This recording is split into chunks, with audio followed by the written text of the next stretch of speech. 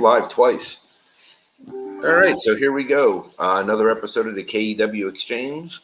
A good friend of mine, Garry Turner, is joining me, and I'm intrigued to see where this non-scheduled conversation goes, because when there's no agenda, it's kind of amazing what happens, what comes out of it. Good to be with you again, Michael. Hope you're well. I'm doing okay. Again, I'm going through this like 2 month, or I'd say 1 month transition period where I'm getting pinged from every direction and slapped around a little bit on top of it. And I'm just adapting and bouncing back the best I can, right? Like that's all we can do when those times happen, because it's never a straight road anywhere. There's no straight roads. There just isn't. And if there is, then I don't take them. So how are you doing?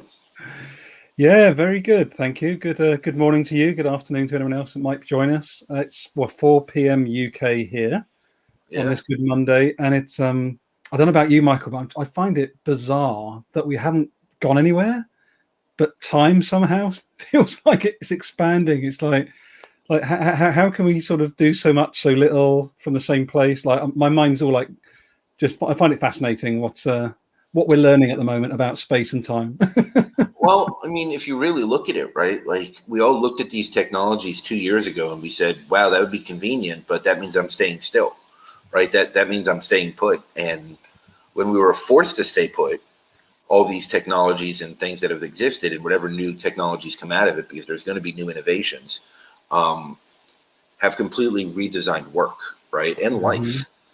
And, I mean, I've said this many times that some of my virtual relationships are some of the deepest ones I've ever had in my life, right? Like they're deeper than people I've known my whole life. And some days I just don't get it. But I also realize just the magic that happens when we allow it to, right? So it's so interesting that we stay sedentary in a way, right? But we get more done in a day now, because now we don't have the travel time. We don't have the commute time. We don't have to be at this meeting at this time. We don't have to physically go anywhere. So we're saving all that different commute and travel time. Even if you're in an office and you have to spend 5 minutes walking one place, 5 minutes walking back, over the course of a day, that's, an easy hour, right? And now you have this productivity. And rather than employers saying, well, you're getting the same amount of work done in 6 hours, so just work 6 hours, they're saying, well, how much more can you get done? And still trying to bury the overachievers. What a phrase. Bury the overachievers. There's some truth in that. There is. It's, I spend most of my life, hey, Elise, I spend most of my life, being the perennial underachiever, right? So then there was no expectations of me, and anything I did was an overachieving, because I didn't like having those expectations. I didn't like having them created around me. And then now, as I finally feel like I'm growing up a lot, I start creating these standards for myself. I don't want to call them expectations, because there's a negative connotation around expectations. But I create these standards of what I believe I deserve to be at and what I deserve to do for myself. And then boundaries and all those other fun things that I never even knew existed until last year. So, as I'm going through this evolution, consistent, continuous, I'm learning new things about myself every day, right? And I don't always do things right, and I make a ton of mistakes on a daily basis, but I don't allow them to outweigh the good that I do either. Yeah, that's beautiful. Do you know something comes up for me as you describe that, actually, Michael, is when you allow yourself, when you allow yourself to be open to those other experiences. That's what's really fascinating. As you know, we've both been on our own versions of journeys, continue to be. But one of the biggest things, I was on a clubhouse earlier today, actually, and phrases like letting go, forgiveness, self-worth, like these are not conversations we have in the business environment. Like, it's metric, money. Like, and I do think there's a shift occurring, even in the workplace, where we're going to truly start to see humanization kick off in a big way. Really do. It does. And like you said, right, like these conversations didn't happen in business before, right? So now they're being forced to being had, right? Like people are expecting these conversations to happen now, whether it's the civil unrest globally, whether it's the fact that the world's more connected than it's ever been, whether it's everything went virtual, so now you have to make your virtual relationships and friendships and business work and everything you're doing, you have to make it more real, right? So now there's an overlap of, who's in the background just getting out of the shower, or who's who's in the background cursing at a bill collector, or any of these potential things that could be happening in your real life, right? And you could be on the biggest deal of your life on the phone, but you're at home now. So now your world overlaps, and I think the humanity that we have at home has now started overlapping into work, which I think is a beautiful thing in a lot of ways, but it's also at the same time to have some of those conversations that haven't been had, right? And how do we align ourselves across the board, whether it's home or at work? Yeah, I think, do you know, I'm really conscious. I love where you're going with this, Michael. I'm really conscious as well that it's not, I've got friends, for example, that live in a one-bed flat in central London in a high-rise. Yeah, the experience for that person compared to me in a house with a garden is very, very different. Yes. So I think there is something as well but the opportunity that comes from that awareness is we really do need to personalize our lives, but also the work experience. So I think there's another accelerant here with everything you've described, which is actually we have to think more mindfully about who's in my team, who's my friends, who's my family, what's their setup, what are they dealing with. So like you cannot not look at that human being now. Like a year ago, you could go, yeah, you're in finance, stay over there. You're in sales, go in your box. Now you cannot do anything but see the human. It's actually harder work to not see the human, which I think is a really interesting intersection. Well, and it's funny, right? Because now that brings into conversation. Everybody always said you don't get into business with friends and family, right?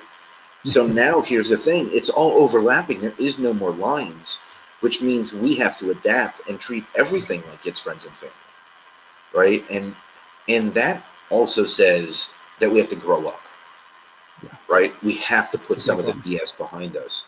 We have to be accountable to ourselves. We have to stand up and say, this is what I will do, this is what I won't do.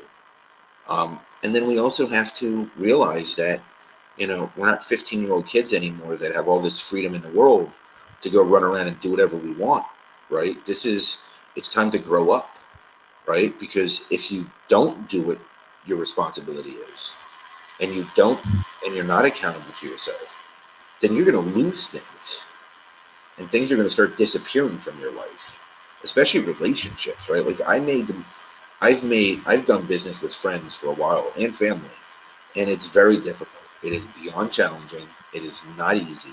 There is a dynamic there where it's just not very simple, but it also comes down to, I also didn't understand what boundaries meant. I also, didn't understand where the gray line was or where the line is. It's more of a blurred gray line now, but like there's a big piece of this that we need to be aware of, that as we've grown, as the world has changed, as now we are forced to work from home in so many ways. Now, granted, lots of people are back in an office and all that other stuff, but they miss working at home in so many ways because there was so much savings that way also. There was a tremendous amount of savings from working at home. You don't have to worry about going out and buying lunch. You don't have to worry about doing those things anymore. Your grocery bill might be more expensive, but at the end of the day, you're still saving money rather than going and buying prepared food every day. But then you lose those interpersonal connections as well. So how do you balance them? Like, where does the balance come in? Or do we redefine what an interpersonal relationship is? It's an interesting point, and I think a lot of people talk about it, and I talk about it a lot, but I think it's an important word, Michael, which is intention. So I replace goals and I replace targets with intention. And actually, I still work, not everybody knows, I still work in a corporate role. And I've actually managed to move my performance review. I've basically said, no, it makes no sense, because I've got zero control over what's going to happen the next day, let alone the next 6 months. Right. But what I will do is I commit to you that I will intend to do A, B, C, and D by the end of 6 months. And do you know something? Completely different energy around the whole discussion. Yeah, it changes everything. It changes everything, because you come in with I'm going to really go hell for leather for this. Like, and it's actually, I've got these written into my performance review now that I'm intending to bang, bang, bang, bang, bang. And I've got a different energy with it, Michael, because I know I'm not going to get whacked across the knuckles in 6 months if it doesn't happen. It's not that I wouldn't have been able, I need to explain why I didn't get it. Maybe there'd be some other external factor. Maybe I just wasn't good enough that 6 months. No problem to have that conversation. But to be able to come into your discussion saying I intended to, instead of, Garry, why didn't you do this? Like you said, naughty schoolboy, get on the step, whack. Next one, whack. Like, it's such a different world when we come from a place of intention and not from target and goal for me. And I know it's really nuanced, but I wonder what your thoughts are as an ex-salesperson around that, Michael, as well. See, I don't believe in goals at all, right? I'm not a person that believes in goals. I used to drive myself crazy with goals and come up with these really great, creative, goals that I could reach and be able to move forward and have a calculated amount of growth every period of time. And then what I realized was I spent so much time creating the goal, reaching the goal, and then having to create a new goal, right? So I'm wasting all this time and I'm not being efficient. And in lots of ways, I was limiting myself, right? Because I would say, I want this business to grow in this way. But then what if another business comes along and it's 100-fold in the same time period, and I ignore it because I'm so focused on reaching this goal? So what I've completely transitioned to is just living towards my legacy and my intent within it. So anything fits, and I'm open to all opportunities and any opportunity. And I'm looking to just make that impact, right? For me, it's all about impact. I need to make that impact. Whether it's on a single individual, whether it's somebody that I've known for years, whether it's somebody I've never known, it's all about impact, right? And I spend all day, every day, impacting as many people as I possibly can.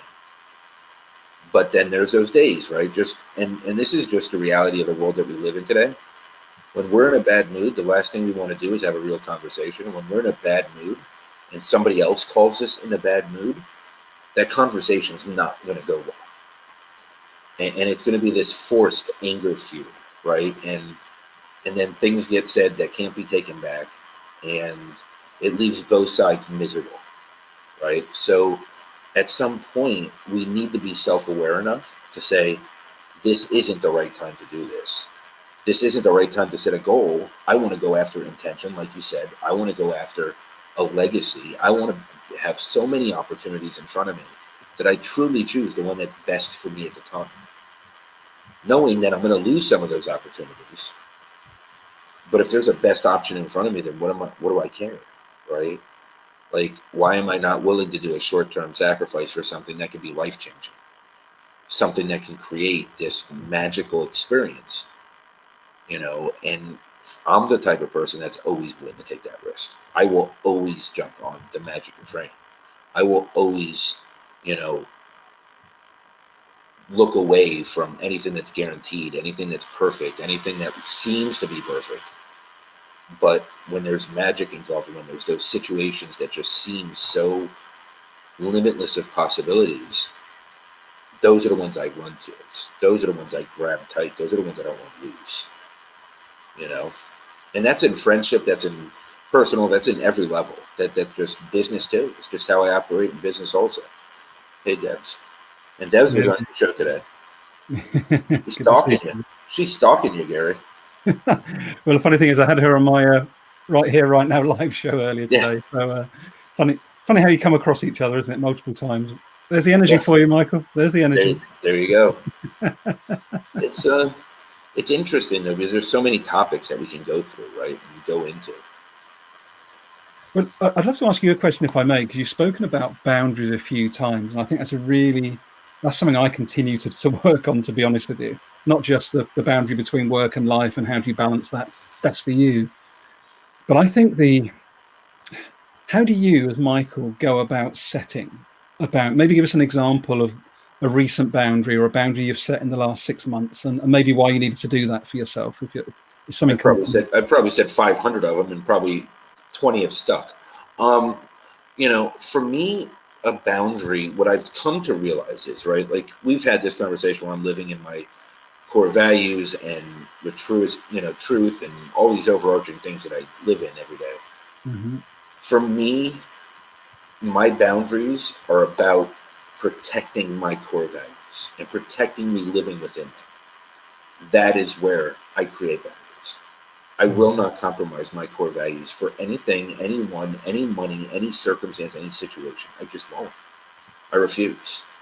Because I look at it, any person who wants me to compromise my core values to participate in their life on their terms is not somebody I want in my life.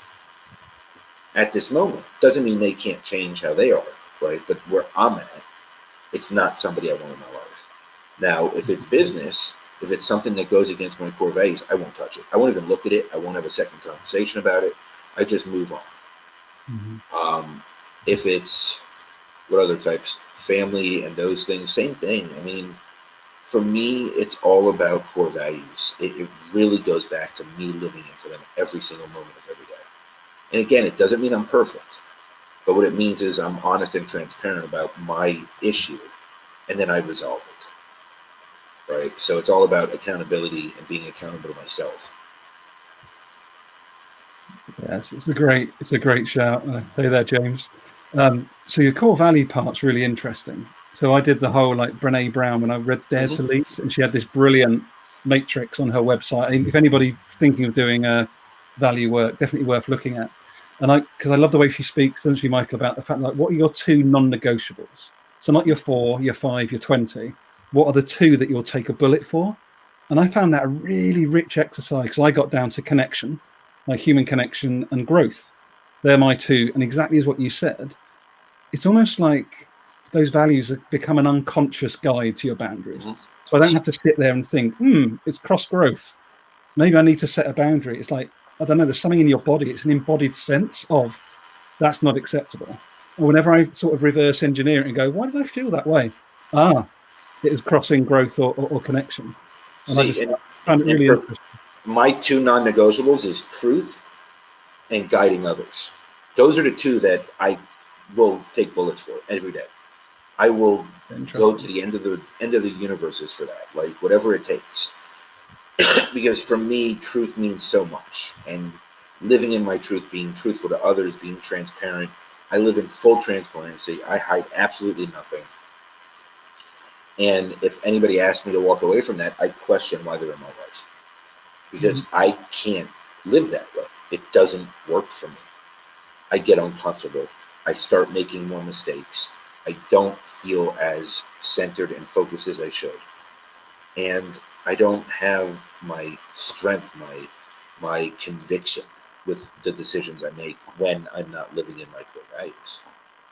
You know, and I'm the over analytical person that had to break it down so crazy, like 4 different columns, and I wrote down 30 of them, and like, I mean, it was nuts, right? And then what I did was the ones that were on every column were my truest core ones, right? So I broke it down mentally, emotionally, spiritually, and then in a partner, right? Like what I'm looking for in a partner. And they all align.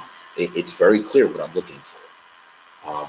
And that rules out, you know, a great majority of the population for me. So I'm good.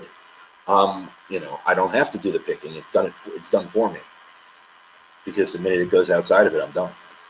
I just have no interest. I've walked away from many businesses, even if there was paychecks owed to me, just because I can't live with myself. It's just not worth it. Pretty profound stuff. Yes and no. It has its good and bads, right? Nobody wants to walk away from money on the table, but I mean, sometimes you got to make that decision for yourself. When it doesn't align with what you're living into, then you have to make that decision for yourself.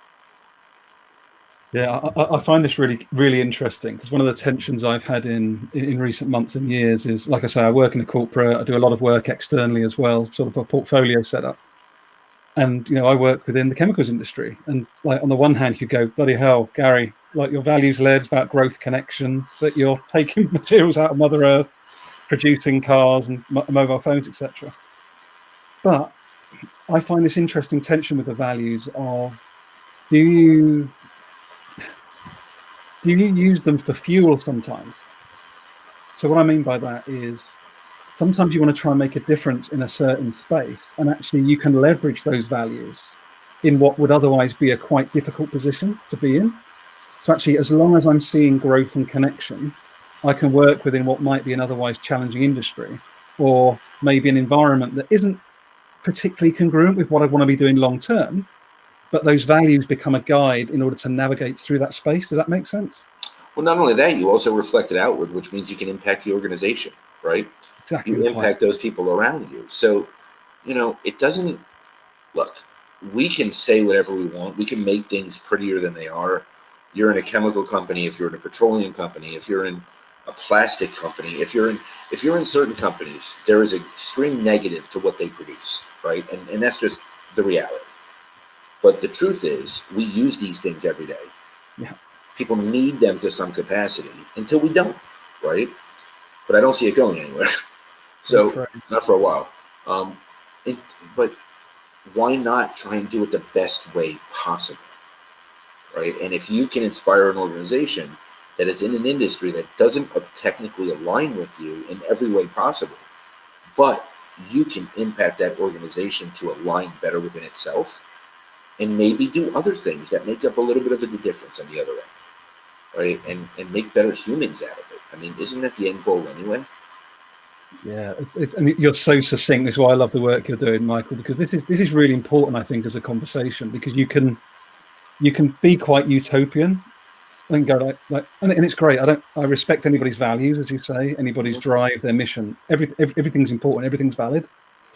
But I think when you get the polarized view, that's when it gets dangerous. As in, like, it's all this or it's all of that. Then there's no room to have a conversation anymore.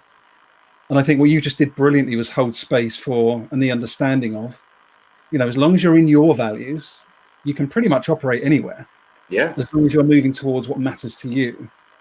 And I think it's a really important distinction. So like I say, if you want to go down either side, that's fine. But I think we've always got to hear, we've always got to understand the other person. And I think that's what you do brilliantly. I think with your work is creating that space to say, hey, we may not agree, but we can at least communicate. And you want to know how I get here? I spent 5 hours crying yesterday. So I mean, look, here's the Yeah, reality, let him right? go. Let him go. It's not all perfect. I mean, there's work to be done, right? And the best work that we can do is to work on ourselves, right? And reach that 100%. point of clarity. And unfortunately, when we hit those points of clarity, sometimes it means dynamics change, relationships change, businesses change. What I'm Mm. engaged in today might not be what I'm engaged in tomorrow, right? And it's not because I'm flaky or because I'm walking away or because I can't complete anything or because I have a fear of failure or success or either. It's because it doesn't fit with me today where I was yesterday. I'm not the same person I was yesterday. I'm not the same person I was 2 hours ago, right? Like, this is an ever evolving process. Every breath I breathe, is, or every breath I take, I'm making another step, one way or the other. It's a consistent, continuous evolution. You do realize I wanted you to just burst out in song like Sting then for a moment, every step we take. I was Yeah. waiting for you just to like get the guitar out. Yeah, I'm not no, I don't have that voice, not on my best day do I have that voice. I think if a room around me is really intoxicated, I might have a chance. Um, but Saturday I celebrated being sober 15 years, so um, Congrats. I don't end up in those rooms very often anymore. Um, but I used to think I was great at karaoke until I got sober, and then I realized I really am not. Hey, I tell you what a great metaphor you've just shared. Brilliant. Which one? No, brilliant metaphor. Think about things like diversity, equity, and inclusion. You can think the world through your lens looks like a Uh-huh. certain way. Yeah, you come out of your box, and all of a sudden you realize it can look a very different way. I just think the metaphor of getting sober and getting out of that karaoke room is actually a really powerful one. That really It, came up for me quite powerfully then. it is. I mean, perspective's everything, isn't it? Yeah, I mean, my absolutely. perspective of racism as a white man, right, 41-year-old white man in America, which is pretty much as easy as life gets in America, um, versus a black 18-year-old growing up in a impoverished area that has to look over his corner every time he walks out of his house, is a completely different perspective, right? I mean, that's the reality, and if we're not aware of other people's perspectives, then it's time to start learning, because we need to be open-minded enough and willing to want to learn more, right? Like you said, growth, right? Like, it's all about learning and education and evolving. It's all about changing our own perspective, because that's all we can change. Yeah, it's beautiful. Oh, I always love catching up with you, Michael. It's absolutely brilliant. Because the thing is, there's a conversation I was in earlier on today around, and the topic of beliefs came up. And of course, our good friend Mike McCanty's written a book on believership. But Yes. what's really fascinating is, do we, question for those watching us now live or later on, do we innocently, accidentally think that those beliefs are fixed? There's something really like, oh yeah, look, I can really grab the fact that I believe that X person or that leader or that organization. Or do we realize actually in the moment that they can continuously shift all of the time, every single second? And there's just a real freedom when we realize we don't have to hold on to a belief, no matter long whether we've had it for a day or we've had it for 55 years. And you just really, that really popped up to me there as we've been sharing around that sort of the transient nature of beliefs, Michael. I wonder what your thoughts are around that. Well, I mean, beliefs are funny, right? I mean, it's our personal. There's a reason that people say personal beliefs, right? Like this is what we've created within ourselves that we believe and stand into. Now, it doesn't mean that as our perspective changes, the beliefs change. They don't or don't change. I mean, they're always evolving. As we evolve and we educate ourselves and we open ourselves up to more of a global world, which this is, right? This is really a global economy. It's a global humanity. It's a global race. It's human race. Like, that's it. Like, the more we open our minds up to that, the more that we start educating ourselves into that perspective, the easier things get to understand why so many people are in positions that they're in. Because the world just is a very close knit but wide, diverse place. And sometimes we really forget to see outside of our perspective. It's easy to see only our side in difficult conversations, in arguments, in business deals, in business negotiations, in contracts. I mean, you can take this to any level of a conversation that you want, but when you're only looking at your side, you're never getting anything done. There's got to be a self-awareness. There has to be an open-mindedness to see all sides. And if you don't, then you're going to walk away feeling like you got jaded, you got something went wrong. It didn't work out for you. Amazing. No, love it. Love it, Michael. Are you there, James?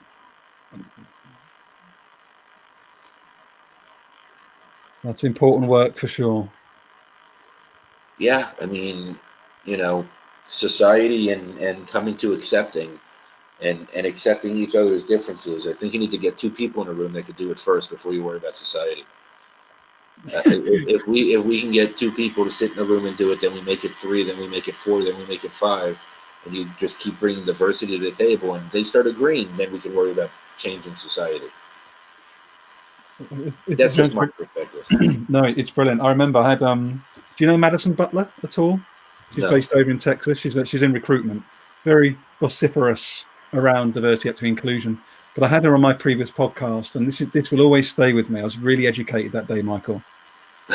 She spoke about the fact that her and her partner spoke about the fact that we should not invalidate somebody else's opinion or their experience. So as soon as someone says, so they were talking about going through the sundown towns, for example, in the US, and there was so much vitriol around, like, it's not like that, or it's not like that when I live there. Instead of saying just like, okay, your perspective is X. Can I please understand that, Michael? Because I really I'd love to know your understanding of X solution.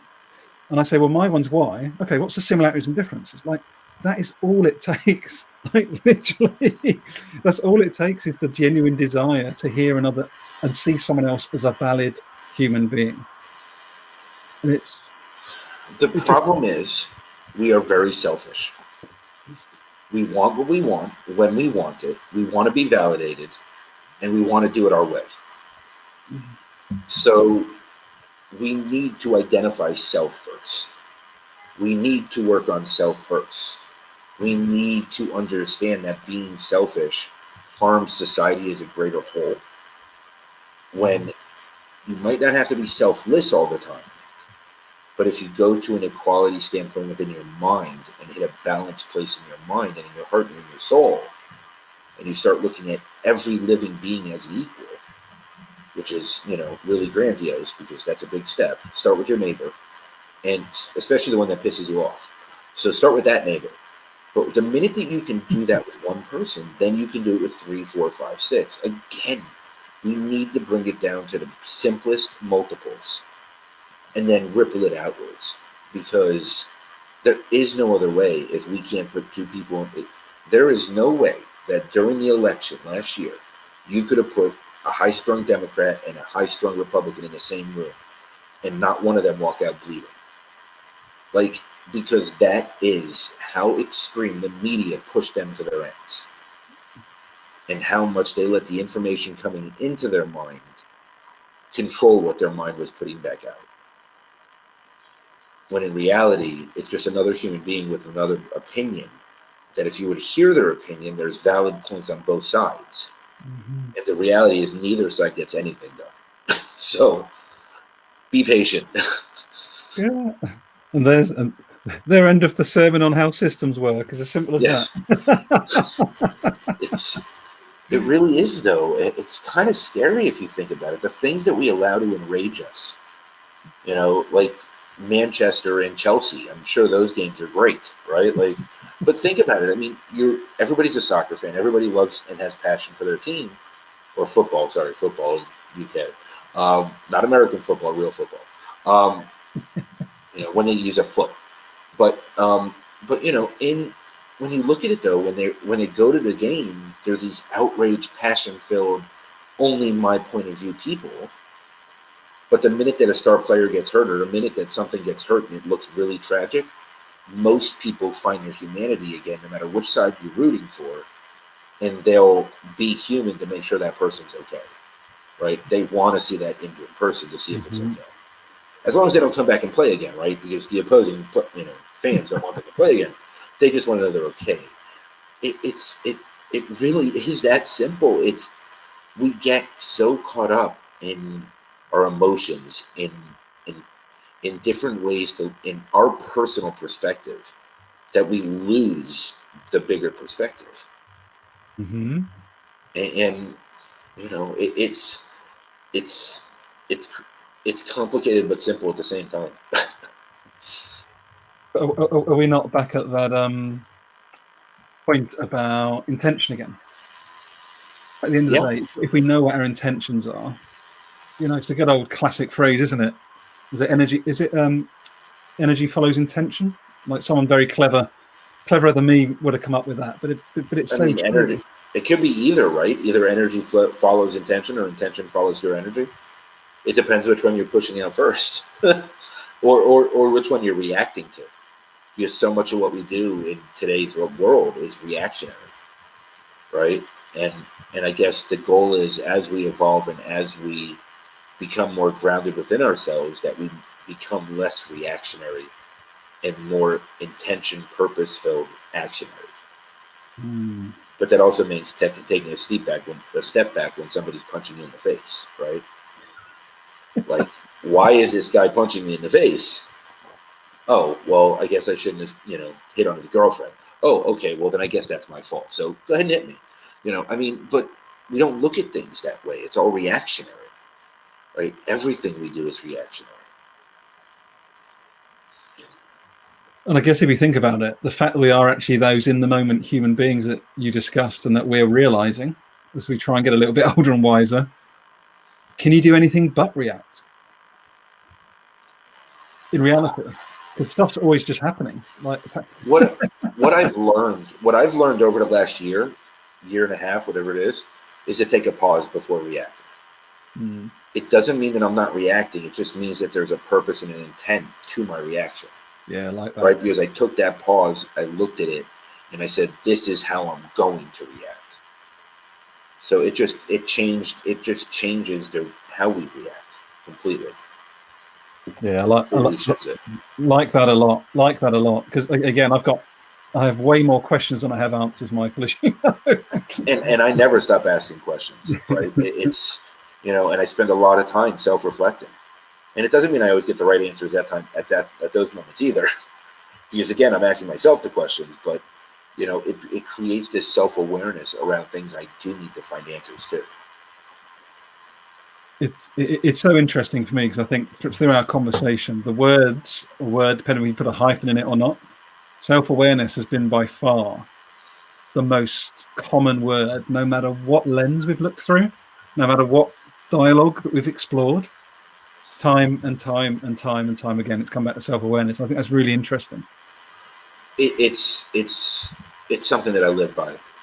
It's something that, in a way, it probably should be one of my core values now that I think about it, because my self-awareness is everything. Without that, I can't have anything else in my life. Because, Annie and myself, or Annie and I, however you say it, my grammar leaves so much left to be desired. And I have American English, so that's a whole different language. But, I was so over analytical, and it was always my biggest harming factor against myself. So what we've done is we've done this reframe on it to where I'm hyper acutely self-aware, because I am so focused on being self-aware of every action I take. That's how I stay in my core values. And it doesn't mean that it makes my life easier, because there's many things I want, I desire, I would like to do that I don't do because it takes me away from my core values. Mm-hmm. Sometimes that means my life is a little less fun, but it also means that I can actually live with myself and make it happen to me. That's a nice result. It is, right? Like, I mean, I'm 42 years old. I spent at least 30 years showering in the dark because I don't want to look at myself in the mirror. I mean, that's how bad it was. I couldn't look at myself because I didn't recognize who the person was. I was nowhere near living into my core at all. Not even close. And, it's not about looks. It's not about, any of those things. It's about how you feel about yourself. And, are you living in your own personal conviction? And I think, that says a lot. It says a lot about a person and how they live their life. Yeah, I think probably one of the summary points, I love these explorations, Michael. It is the feeling into, not the thinking. Yeah, thinking's helpful, gets us somewhere, but it is that feeling into bit, and that's where I still think. Well, I know in my body is the biggest shift that we're going through at the moment, is getting out of our heads and realizing we have to feel our way to what's emerging. We can't just think our way to it, and I think that's a really significant sort of paradigm shift we're going through. Would you challenge or build on that, or would you challenge or build on that?